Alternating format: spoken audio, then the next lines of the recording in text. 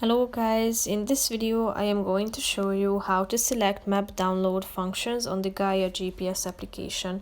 But first I just want to mention, don't forget to subscribe to my channel because at 10,000 subscribers I am going to show you my whole YouTube revenue statistics and growth strategy, how to make money online. So let's jump into it. First of all, open the application on your phone.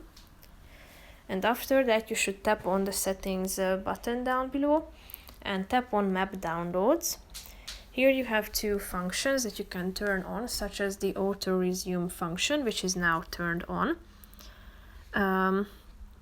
As you can see, the map downloads have been set to resume on app launch, and any incomplete map downloads will now resume.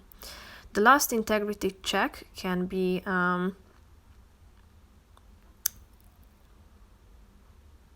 as you can see, it's now in progress if you tap on it, so it has been updated.